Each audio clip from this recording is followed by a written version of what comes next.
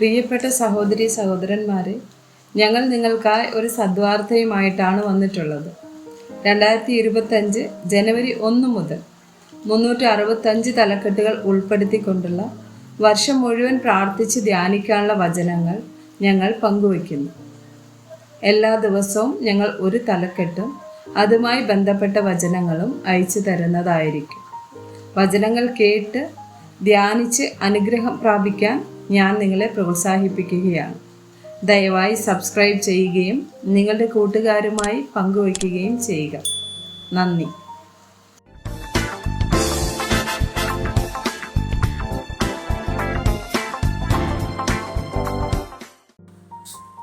ദിവസം 12 മദ്യം. 1 കൊരിന്ത്യർ 5 വചനം 11. എന്നാൽ സഹോദരൻ എന്ന് പേർപ്പെട്ട ഒരുവൻ ദുർനടപ്പുകാരനോ അത്യാഗ്രഹിയോ വിഗ്രഹാരാധിയോ ഭാവിഷ്ഠാണക്കാരനോ മദ്യപനോ പിടിച്ചുപറിക്കാരനോ ആകുന്നു എങ്കിൽ അവനോട് സംസർഗം അരുത്. അങ്ങനെയുള്ളവനോടു കൂടെ ഭക്ഷണം കഴിക്കുക പോലും അരുത് എന്നത്രേ ഞാൻ നിങ്ങൾക്ക് എഴുതിയത്. 1 കൊരിന്ത്യർ 6 9 മുതൽ 11 വരെയും 20 വചനങ്ങൾ. അന്യായം ചെയ്യുന്നവർ ദൈവരാജ്യം അവകാശമാക്കുകയില്ല എന്ന് അറിയുന്നില്ലയോ? നിങ്ങളെ തന്നെ വഞ്ചിക്കാതിരിപ്പിൻ. ദുർനടപ്പുകാർ, വിഗ്രഹാരാധികൾ, വ്യഭിചാരികൾ, സ്വയഭോഗികൾ, പുരുഷകാമികൾ, കള്ളന്മാർ, അത്യാഗ്രഹികൾ, മദ്യപന്മാർ, വാവിഷ്ഠാണക്കാർ, പിടിച്ചുപറിക്കാർ എന്നിവർ ദൈവരാജ്യം അവകാശമാക്കുകയില്ല. നിങ്ങളും ചിലർ ഈ വകക്കാരായിരുന്നു. എങ്കിലും നിങ്ങൾ കർത്താവായ യേശുക്രിസ്തുവിന്റെ നാമത്തിലും നമ്മുടെ ദൈവത്തിന്റെ ആത്മാവിനാലും നിങ്ങളെ തന്നെ കഴുകി ശുദ്ധീകരണവും നീതീകരണവും പ്രാപിച്ചിരിക്കുന്നു. ആകയാൽ നിങ്ങളുടെ ശരീരം കൊണ്ട് ദൈവത്തെ മഹത്വപ്പെടുത്തുവിൻ. സദൃശവാക്യങ്ങൾ 20 വചനം 1.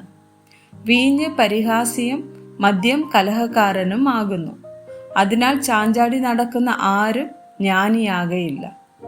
സദൃശവാക്യങ്ങൾ 21 വചനം 17. ഉല്ലാസപ്രിയൻ ദരിദ്രനായിത്തീരും. വീഞ്ഞും തൈലവും പ്രിയപ്പെടുന്നവൻ ധനവാനാകയില്ല. സദൃശവാക്യങ്ങൾ 23 19 മുതൽ 21 വരെയും 29 മുതൽ 35 വരെയും ഉള്ള വചനങ്ങൾ. മകനെ കേട്ട് ജ്ഞാനം പഠിക്കാം. നിന്റെ ഹൃദയത്തെ നേർവഴിയിൽ നടത്തിക്കൊള്ളുക. നീ വീഞ്ഞു കുടിക്കുന്നവരുടെ കൂട്ടത്തിലും മാംസഭോജനപ്രിയരുടെ ഇടയിലും ഇരിക്കരുത്. കുടിയനും അതിഭക്ഷകനും ദരിദ്രരായിത്തീരും. നിദ്രാലുത്വം പഴന്തുണി ഉടുക്കുമാറാക്കും.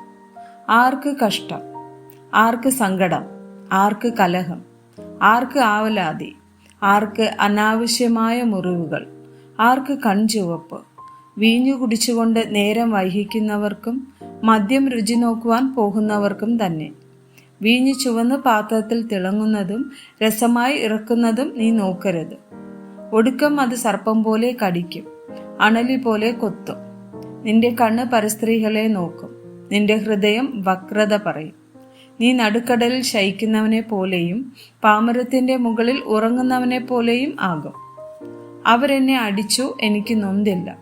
അവരെന്നെ തല്ലി, ഞാൻ അറിഞ്ഞതുമില്ല. ഞാൻ എപ്പോൾ ഉണരും? ഞാൻ ഇനിയും അത് തന്നെ തേടും എന്ന് നീ പറയും. ലൂക്കോസ് 21 വചനം 34. നിങ്ങളുടെ ഹൃദയം അതിഭക്ഷണത്താലും മദ്യപാനത്താലും ഉപജീവന ചിന്തകളാലും ഭാരപ്പെട്ടിട്ട് ആ ദിവസം നിങ്ങൾക്ക് പെട്ടെന്ന് കണി പോലെ വരാതിരിപ്പാൻ സൂക്ഷിച്ചുകൊള്ളുവിൻ. എഫേസ്യർ 5 15 മുതൽ 18 വരെയുള്ള വചനങ്ങൾ. ആകയാൽ സൂക്ഷ്മത്തോടെ അജ്ഞാനികളായിട്ടല്ല ജ്ഞാനികളായിട്ടത്രേ നടപ്പാൻ നോക്കുവിൻ. ഇത് ദുഷ്കാലമാകയാൽ സമയം തക്കത്തിൽ ഉപയോഗിച്ചു കൊള്ളുവിൻ. ബുദ്ധിഹീനരാകാതെ കർത്താവിൻ്റെ ഇഷ്ടം ഇന്നതെന്ന് ഗ്രഹിച്ചു കൊള്ളുവിൻ. വീഞ്ഞു കുടിച്ച് മത്തരാകരുത്, അതിനാൽ ദുർനടപ്പ് ഉണ്ടാകുമല്ലോ. ആത്മാവ് നിറഞ്ഞവരായിരിപ്പിൻ. തെറ്റായ മാതൃക നോഹയും ലോത്തും.